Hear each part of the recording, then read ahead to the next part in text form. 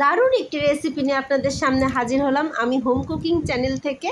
দেখুন, সেটি হচ্ছে ইলিশ মাছের রেসিপি, হাতে মাখানো ইলিশ মাছের রেসিপি। এভাবে করে রান্না করলে কিন্তু ইলিশ মাছের টেস্টটা দ্বিগুণ হারে বেড়ে যায়। দেখুন, আমি প্রথমে কিছু ঢ্যাঁড়স নিয়েছি, ঢ্যাঁড়সগুলোকে তেলে ভেজে নিয়েছি।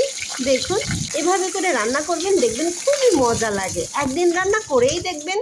তেল থেকে উঠিয়ে আমি সেই তেলের ভিতরেই কিছু মশলা অ্যাড করেছি, ধনিয়ার গুঁড়া, জিরা বাটা, কিছু পেঁয়াজ বাটা এবং কিছু পেঁয়াজ কুচি, হলুদের গুঁড়া, স্বাদ মতো লবণ, এগুলো দিয়ে মাছগুলো দিয়ে ভালো করে মাখিয়ে একটু পানি দিয়ে আমি সমান করে নিয়ে ঢাকনা দিয়ে ঢেকে আমি চুলায় চড়িয়ে দিয়েছি। তারপর দেখুন, মাছগুলো সেদ্ধ হয়ে আসলে আমি এখানে কিছু কাঁচামরিচ অ্যাড করে দিলাম এবং সঙ্গে ভাজি করা ঢ্যাঁড়সগুলো অ্যাড করে দিলাম। এগুলো রান্না করা ঢ্যাঁড়স অর্ধেকটা হয়ে গেছে ভাজি করা, সেজন্য বেশি টাইম লাগবে না।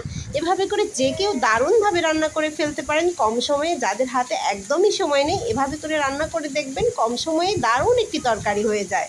খুবই মজা, খুবই টেস্টি, খেতে কিন্তু অসাধারণ টেস্ট। এভাবে ট্রাই করে দেখবেন। ওকে, টাটা।